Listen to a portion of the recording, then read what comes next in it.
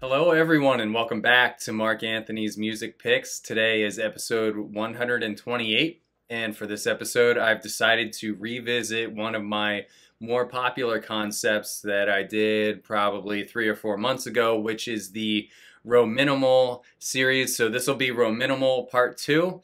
And for those of you who don't know, Rominimal is a slang term for Romanian minimal house. As far as I can tell from, some very shallow Google searching, Rominimal Romanian house initially took hold in around 2005. I think really took off in 2010, and I would say it took me until about 2012 to notice that it had actually become its own thing. Romanian Rominimal is based on what I think is fundamentally the original sound that was created by Rhadoo Villalobos in the previous decade. If you listen to the style of the tracks, a lot of the most cliched and most popular, most sold Rominimal house records have like the wet hand claps, the sort of Rhadoo Villalobos plod that he's known for. And if you want to spot a Romanian house record as you're sifting through Dex or Juno, the easiest way to detect them is to look for an artist name that ends in the letter U. Look for some kind of symmetrical pinwheel pattern on the center label of the record. And generally you have a track on the A and B side that's anywhere between 8 and 11 minutes long. It'll be categorized as minimal and tech house, and that's what it is. And that's really, I think, the down the middle Romanian sound. Now, I do think, and I've discussed this before, I think because this sound has been churning and mulching for a decade now, it has kind of exhausted itself.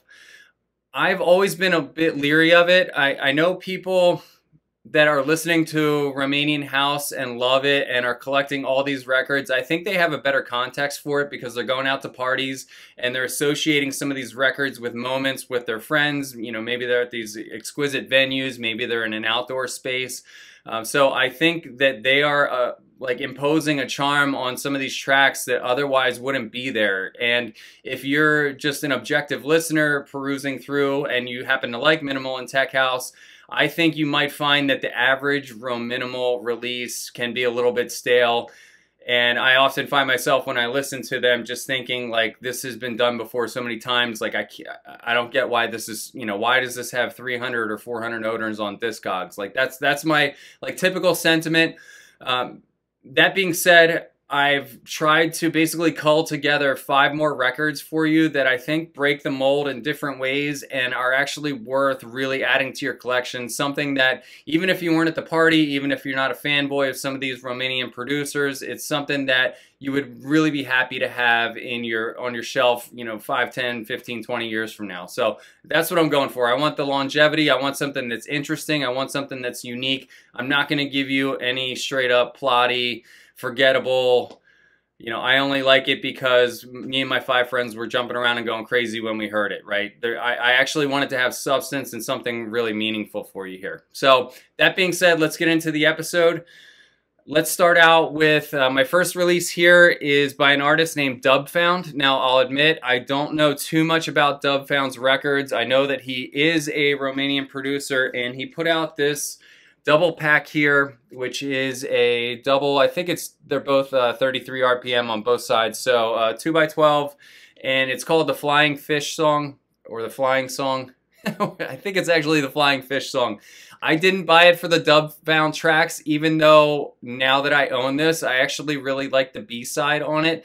But that's not the one I'm going to feature here. I'm featuring the Rhadoo because there's 2 Rhadoo remixes on the C and D, and I find that there was a lot of contention over them. If you look in the Discogs comments, there's a couple of people saying, I like this, I don't like that, I think this is a letdown, etc., etc.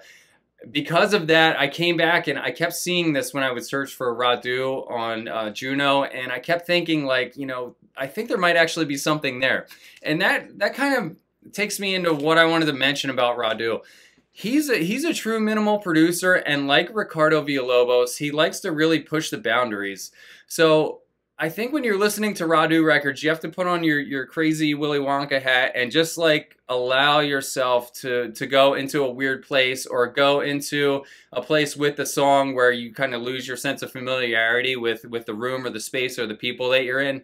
I think his music is really designed to kind of like warp your brain just temporarily, not in a destructive manner, but to just sort of like get you a little bit out of sorts. And I think Rhadoo does that with a combination of really interesting percussions and mostly with sub bass. Like some of the sub basses that Rhadoo uses in his records are just, they hit so low that it's like, I've talked about this before, it's like the ear itch where it rattles your skull and your ears just itching like that. That's what Rhadoo bass lines do.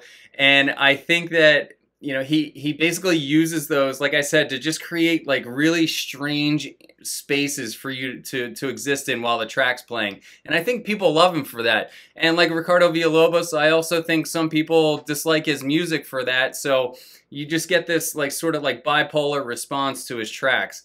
My choice for you here is the Flying Song Remix #2. Flying Fish Song Remix #2 by Rhadoo. And the reason I wanted to feature it here, I talked about getting out of the vanilla, straight down the middle, Rominimal sound, which is, you know, cliched, mulched, beat up. This is anything but that. You basically have here a tech house track riddled with sub bass and with the primary kick drum subtracted. So you have like tension almost created just with the sub bass, and I love the twinkly melody that sort of like juxtaposes in the very high frequencies, like as if it's innocent, and the bass is as evil as it can get, and those two just come together to make a monster.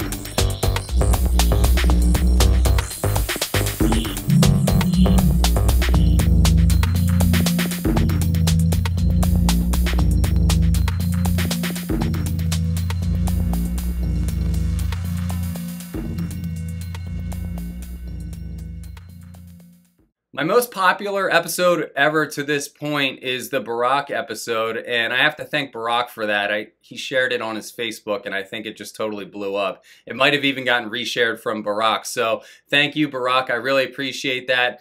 And I wanted to circle back and feature another one of your records that I only stumbled upon recently.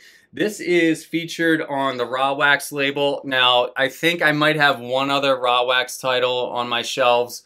It's not really a label that's up my alley, but here Barac brought something I think that was a little bit under the table, a little bit on the sneak, that people might have overlooked, but you got to slow down and pay attention to this. So I'll admit, not the most flattering choice of colors on the cover art here, but whatever, it's all about the sounds. And for me, my choice is Barac Surrounding Desert.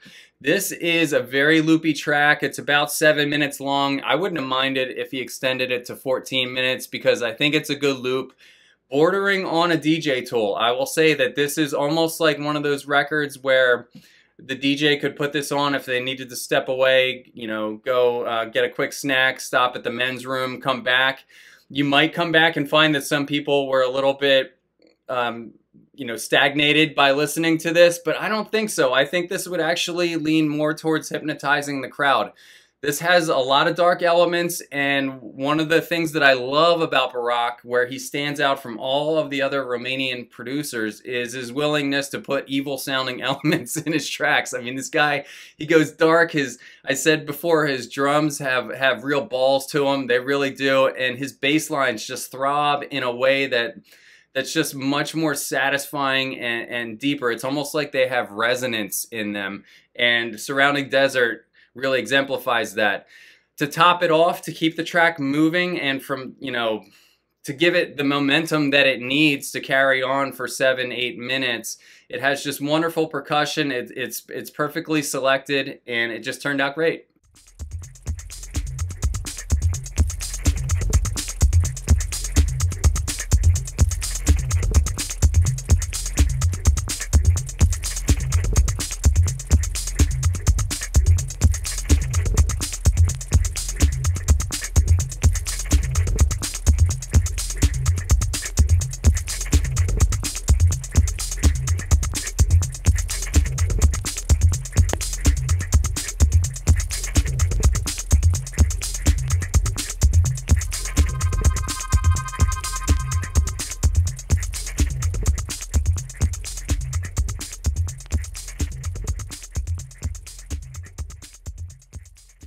Now here we have one of the, what I think is, if I were going to imagine playing an entire Rominimal set, let's say I had a 3 or 4 hour time slot, when it got to peak hour, you know, you got to be pretty selective. You got to have some pretty energetic music to really crescendo the night. And I think this track from 2013, almost 10 years old now, would do it. This is Vlad Caia's Swan Lake EP, and nothing against Swan Lake on the A side, but my choice here on the B side is Eternal Sunshine.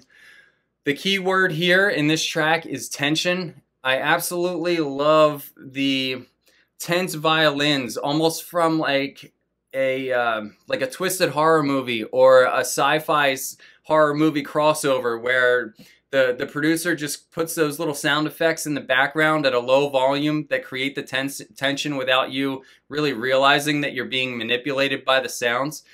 And going also with the sci-fi theme, there are almost like sci-fi, like drone sounding sweeps. I don't know what else to call them, but you'll know them when you hear them in the sample here, that just accompany the violins and just create this like super dark tension. Underlying all of this, those are the sprinkles that really sell the track, but underneath that are some really nasty pulsating bass lines, a nice kick, and just overall a really heavy momentum here. So Vlad Caia Swan Lake, probably due for a repress. I saw the prices on this are starting to run up 30, 40, 50 bucks. I was able to get a pretty decent deal on a VG Plus copy, and you know, really nice cover art too. So if you're into cover art, you want some really nice sounds and a 2-tracker where you don't even have to sacrifice and say, oh, well, I like this one track, but I don't like anything else on the EP. Here, everything here is totally likable. Eternal Sunshine is a monster.